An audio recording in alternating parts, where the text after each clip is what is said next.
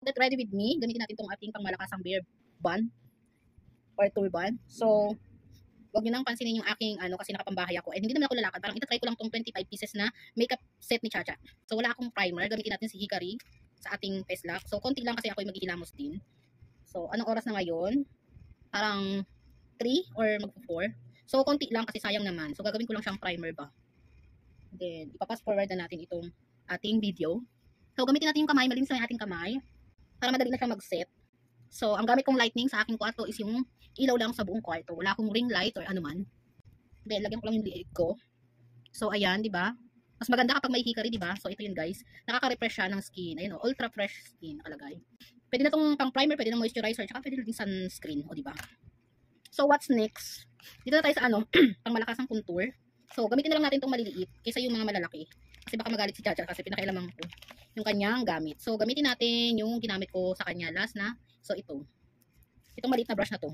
So, this is yung kanyang pang contour, tatlong shade. Isang light, at saka isang beige, isang natural. So, dun tayo sa ating kakulay ng ating face lock. So, dun tayo sa white. Sa light pala, sa light. So, ganyan lang naman ako mag-makeup. So, itong brush na to, medyo masakit-sakit, may tumutusok, medyo ano siya. So, pop na lang natin ang ating kamay. So, ayan. O, diba?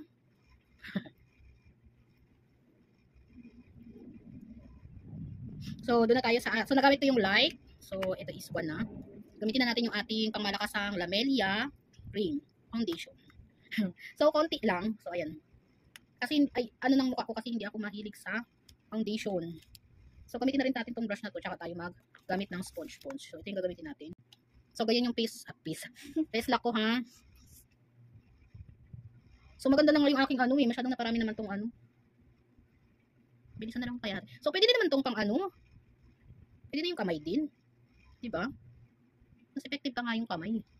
So, lagyan na rin natin yung liig kasi maghihilamos din naman ako. So, try lang natin tong 25 pieces na makeup set ni Chacha kung talagang gumagana, diba? Nahin natin liig. So, hindi ko ka-shade yata itong Lamelia cream na to. Na foundation. So, this is for guys, sa teenager na makeup set.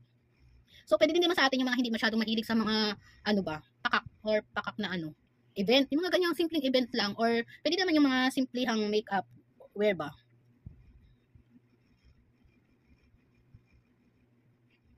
So, ayan, medyo naman siya. Okay naman siya. So, mahirap lang talaga dito is yung ng foundation. Kasi tap, parang yumayanig ng ating mundo.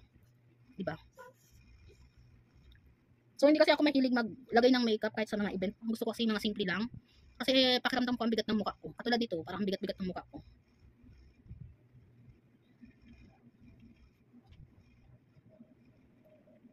So, wala pala akong filter na gamit ngayon. At ito na talaga yung looks ko. Oo. Kasi gumagamit ako ng RDL ko na RDL na number 2 at saka yung RDL na toner ngayon. So, ito siya. Sana yung isang ko, ching. Na. Isang pouch. Pouch? Okay. So, ayan na siya.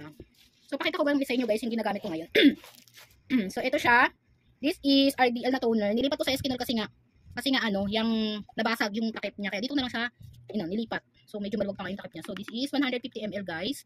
Ito, at saka ito naman is yung exfoliator na number 2 na RD. So, ito muna bago ito. Hanggang mag-exfoliate yung inyong skin, mawala yung inyong dark spot, mga dead skin, mga dry skin, mga ano pa yun. Whitehead, blackhead, lahat na. So, ayun.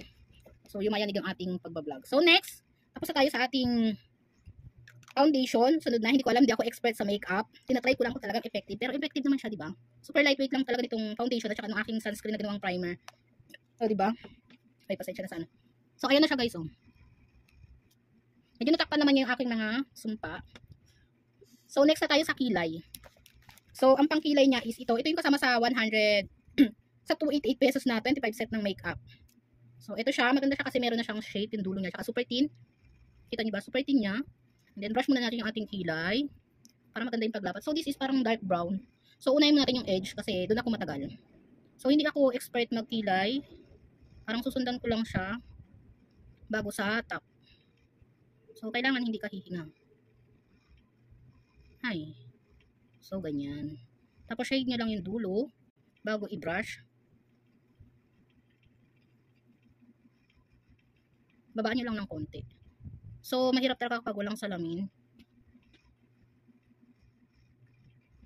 So, ayan. Yung ating, ayan guys, sinade ko lang nito, niline ko lang nito. Kasi masyadong dark to eh.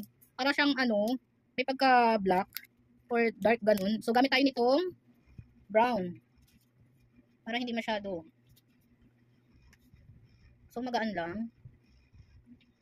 So, ganyan. Masyado tayong mataray for today's video. So, sa kabila din, ayan. So, mahirap lang talaga tong kilay ko. As in, sobrang taray. Ang hirap naman kasi niyang i-form ng hindi siya mataray. Kasi hindi pantay. So, tsaka natin i-brush.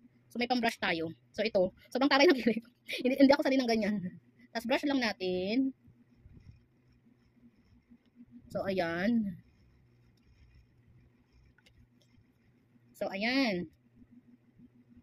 So, ayan yung ating kilay. Nakakilay na ako. So, di ba?